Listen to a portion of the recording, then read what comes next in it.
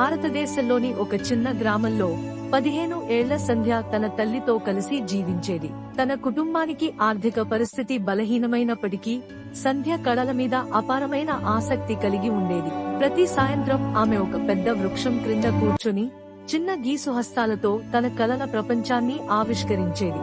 కాని ఆమె దగ్గర ఉన్న ఉపకరణాలు సరిపోవు. ఒకరోజు సంధ్య అడవిలో చెట్ల మధ్య ఒక ముసలి మహిళను చూసింది. ఆమె బలహీనంగా కనిపించగా సంధ్య దయతో ఆమెకు సహాయం చేసింది.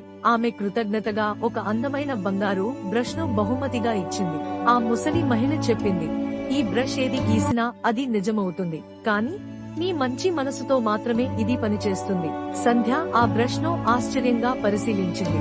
సంధ్య ఆ బ్రష్ ను తన ఇంటికి తీసుకెళ్లి పరీక్షించడానికి ఒక ఆపిల్ గీసింది. ఆపిల్ జీవించగల ఒక నిజమైన ఫలంగా అవతరించింది. ఆశ్చర్యానికి సంధ్య వెంటనే తన కుటుంబ అవసరాలను తీర్చడం ప్రారంభించింది. ఆమె ఆహారాన్ని, బట్టల్ని, ఇంకా అవసరమైన పంటలను గీసి సాకారం చేసేది.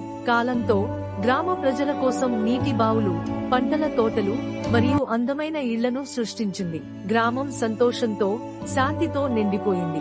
అయితే ఈ వార్త స్వార్థపరుడైన మేయర్ చెవిలో పడింది. గ్రామానికి నాయకత్వం వహించే మేయర్ ఆ బ్రష్ ను స్వాధీనం చేసుకోవాలని సంకల్పించాడు.